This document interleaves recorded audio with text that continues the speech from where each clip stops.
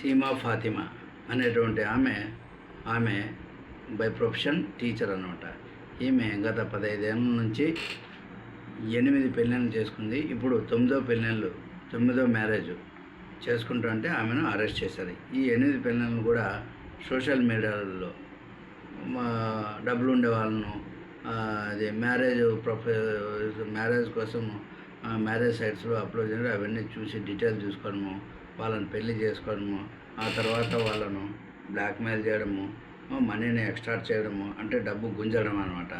ఈ విధం కోసం ఈమె పెళ్ళి చేయడము, డైవర్స్ తీసుకోవడం, వెళ్ళిపోతాను, పెళ్లి చేసుకొని డైవర్స్, ఈ విధంగా అనమాట. అది ఒక ఆమెకే మాత్రమే సాధ్యమైంది. ఎందుకంటే ఎట్లాంటి వాళ్ళైనా ఇంత ఘోరాలకు అనేది పాల్పడరు అనమాట. జనరల్గా ఇది ఆమెకు మాత్రమే సాధ్యమైంది. ఈమెను నాగ్పూర్ పోలీసులు జూలై 29న అరెస్ట్ చేశారు. 9వ మ్యారేజ్ చేసుకోబోతుంటే ఈ విధంగా ప్రజలను మోసం చేసి డబ్బు సంపాదించుకునే ఉద్దేశంతో. సో కష్టపడి సంపాదించడం వేరు, కష్టపడి ఆమెకు ఉద్యోగం కూడా ఉంది, టీచరు. సో ఈ విధంగా ఆమెకు వచ్చి ఏమొస్తుందో వాళ్ళందరినీ పాడు చేసి, అంటే డబ్బు, ఓన్లీ మనీ ఈజ్ క్రైటీరియా. మనుషులను డబ్బులు గుంజడానికి, అంటే ఎక్స్ట్రాక్షన్ ఆఫ్ మనీ, ఇవన్నీ కూడా ఈమె చేసింది. ఈమె మెయిన్ కారణం ఏమంటే డబ్బులు ఉండే వాళ్ళని అట్రాక్ట్ చేయడానికి ఏం చెప్తుందంటే ఈమె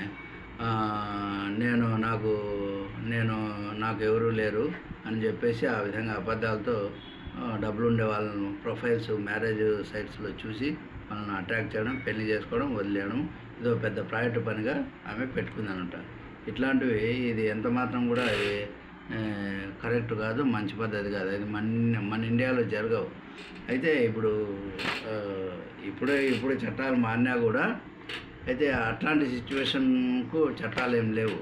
ఎందుకంటే ఆమె మ్యారేజ్ చేసుకోవడం, పెళ్ళడం, వాళ్ళని బ్లాక్మెయిల్ చేసి డబ్బులు గుంజడం, ఇవన్నీ కూడా 498 కేసులు పెట్టి, ఇవన్నీ కూడా మనందరికీ తెలిసిందే. కాబట్టి ఇట్లాంటి వాళ్ళను ఖచ్చితంగా చర్యలు తీసుకోవాలన్నమాట. ఈ విధంగా అబద్ధాలు చెప్పి పెళ్ళిళ్ళు చేసుకునే వాళ్ళకు వీళ్ళకు శిక్ష దగ్గర 7 సంవత్సరాల వరకు శిక్ష పడడానికి అవకాశం ఉంది. మరియు లేకపోతే ఫైన్ లేకుండా కూడా శిక్ష అయితే మాత్రం 7 సంవత్సరాల వరకు ఉంటారంట. ఇవన్నీ కూడా నిరూపించాలా. 8 మంది ఎవరైతే పెళ్ళిళ్ళు చేసుకుందో వాళ్ళని కూడా పిలిపిస్తారు పోలీస్ స్టేషన్కు. వాళ్ళు కూడా సాక్ష్యం ఇవ్వాలా. వాళ్ళ నుంచి ఎంతెంత అమౌంట్ ఆమె బ్లాక్మెయిల్ చేసి డబ్బు గుంజింది అనేది, ఎక్స్ట్రాక్ట్ చేసింది అనేది, అది ఇన్వెస్టిగేషన్లో తెలుస్తుంది. ప్రస్తుతానికి జూలై 29న ఆమెకు నాగ్పూర్ పోలీసులు అరెస్ట్ చేశారనమాట.